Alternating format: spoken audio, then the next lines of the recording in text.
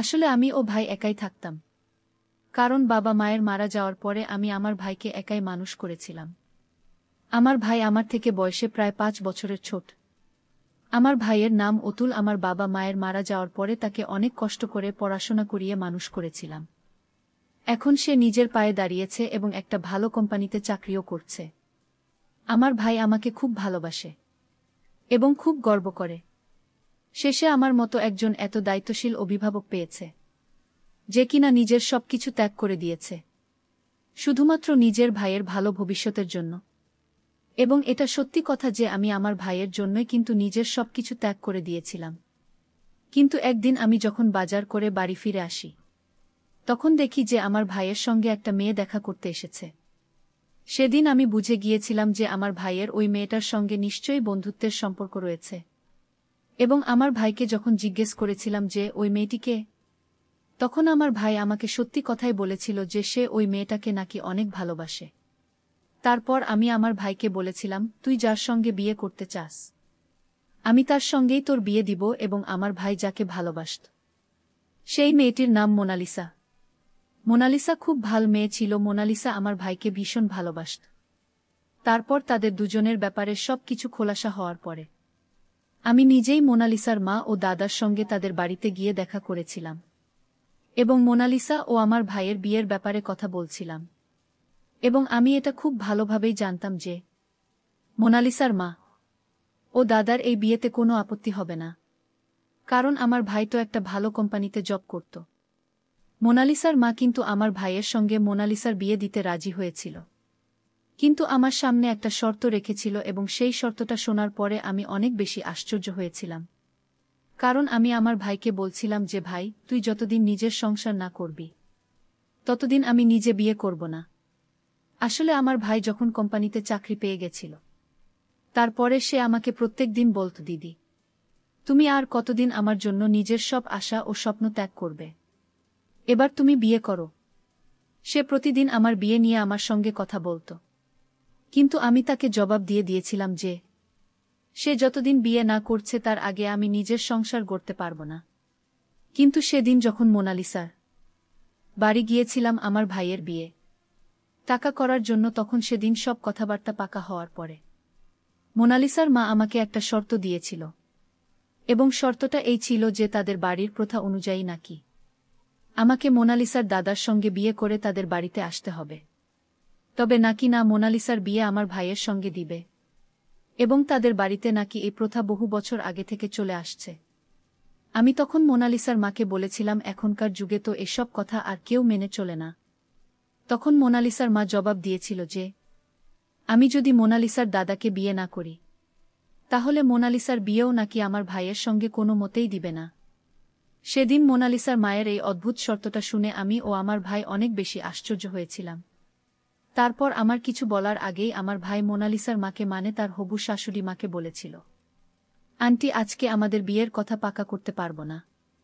আমাদের চিন্তাভাবনা করার জন্য কিছু দিন সময় লাগবে।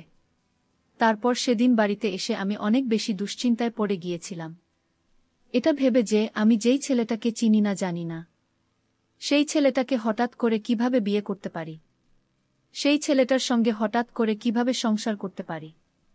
এদিকে আমার ভাই মোনালিসাকে ভীষণ ভালোবাসত, আর আমি যদি মোনালিসার দাদাকে বিয়ে না করি, তাহলে আমার ভাই তার ভালোবাসাকে কোনোদিন পাবে না।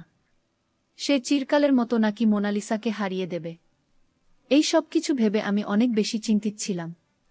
তখন হঠাৎ করে আমার ভাই আমাকে বলল, দিদি, তুমি এত কি ভাবছ? আমি চাই না যে তুমি বাধ্যতামূলকভাবে মোনালিসার দাদার সঙ্গে বিয়ে করো, তাও শুধুমাত্র আমার খুশির জন্য। কারণ আমি এত স্বার্থপর হতে পারি না যে কিনা আমার নিজের খুশির জন্য তোমার বলিদান দিব। তাই বেশি ভাবনা চিন্তা করে লাভ নেই। আর ওরা যদি আবার এই প্রথার কথা বলে, তাহলে আমি বলে দেব যে আমরা এই প্রথা মানব না। তাতে ওরা যদি মোনালিসার বিয়ে আমার সঙ্গে না দেয়, তাহলেও আমার কোনো কষ্ট হবে না, কারণ আমার কাছে আমার দিদি আগে।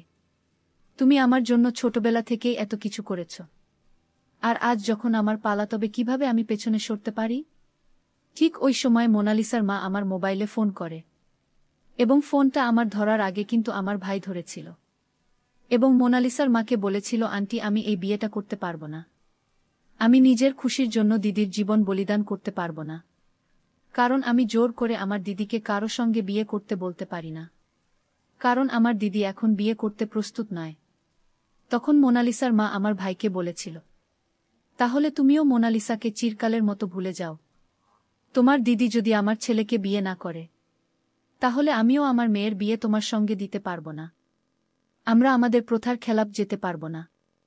আমার ভাই আমাকে অনেক বোঝানোর চেষ্টা করেছিল যে এখনকার যুগে তো এই প্রথার কোনো মূল্য নেই। কিন্তু তা সত্ত্বেও উনি আমার ভাইকে খোলসা করে বলে দিয়েছিলেন যে উনি নাকি কোনো মতে মোনালিসার বিয়ে আমার ভাই এর সঙ্গে আর দিবেন না, যতক্ষণ না আমি মোনালিসার দাদার সঙ্গে বিয়ে করতে রাজি হচ্ছি। এবং উনি এটাও বলেছিলেন যে এটা তো সব মেয়েদের ভালোর জন্যই প্রথাটা করা হয়েছে। কারণ আমার ভাই যদি মোনালিসার সঙ্গে দুর্ব্যবহার করে, তাহলে আমাকেও কষ্ট পেতে হবে এবং এই প্রথা জারি থাকলে নাকি প্রত্যেকটা মেয়ে নিজের শ্বশুরবাড়িতে সুখী থাকবে। যখন মোনালিসার মা এই বিয়েতে রাজি হয়নি, তখন বাধ্য হয়ে আমাকেই এই বিয়েতে রাজি হতে হয়েছিল।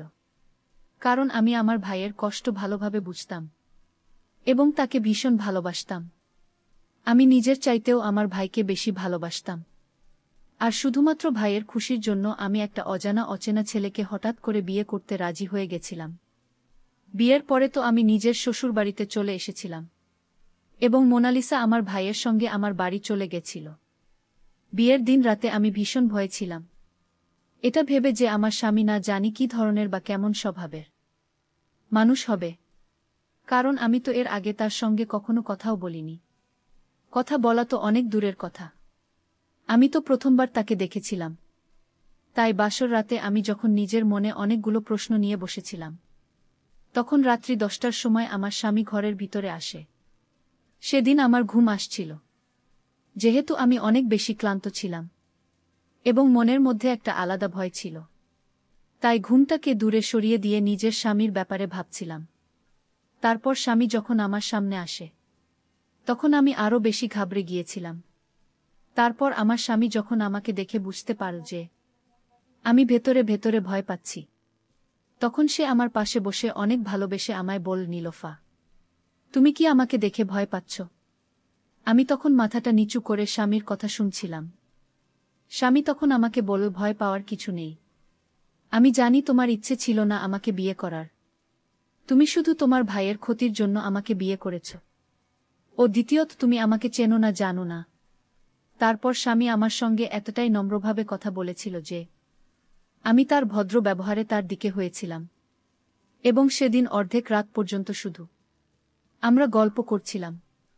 তারপর অর্ধেক রাতে স্বামী আমাকে বলল, নীলোফা, আমি ঘরের লাইটটা বন্ধ করে দিচ্ছি, তুমি শুয়ে পড়, আমি নিচে থেকে জল নিয়ে আসছি। নীলোফা, আমি জানি আজকে তুমি অনেক বেশি ক্লান্ত আছো, তাই আজকে আমি তোমাকে ছেড়ে দিলাম। তারপর স্বামীর কথা শুনে আমি তো লজ্জায় লাল হয়ে গেছিলাম। এবং সেদিন স্বামীর সঙ্গে গল্প করার পরে আমি বুঝতে পেরেছিলাম যে উনি অনেক নম্র ও ভদ্র স্বভাবের মানুষ ছিলেন। এবং আমি তো এরকম কোনো একজনকে নিজের জীবনে চেয়েছিলাম যে আমাকে অনেক ভালোবাসবে এবং যে খুব ভদ্র হবে।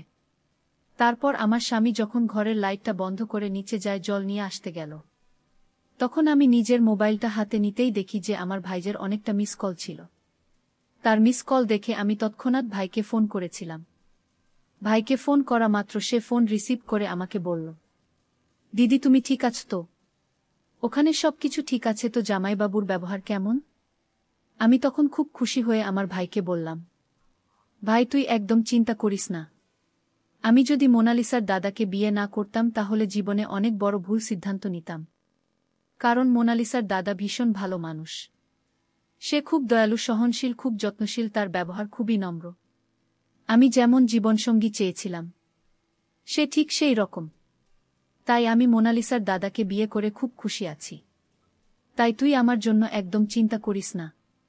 আমি খুব ভালো আছি এবং আমার শাশুড়ি মা ও খুব ভালো মানুষ। তারপর ভাইয়ের সঙ্গে কথা বলার পরে আমি যখন মোবাইল ফোনটা টেবিলে রেখে দিয়ে চুপচাপ শুয়ে পড়ি, তার কিছুক্ষণ পরে দরজা খুলে আমার স্বামী ঘরের ভেতরে আসে। ওই সময় আমি নিজের চোখ বন্ধ করে শুয়েছিলাম, যদিও বা আমার ঠিকঠাকভাবে ঘুম আসেনি। আমি বুঝতে পেরেছিলাম ঘরের দরজা খুলে নিশ্চয়ই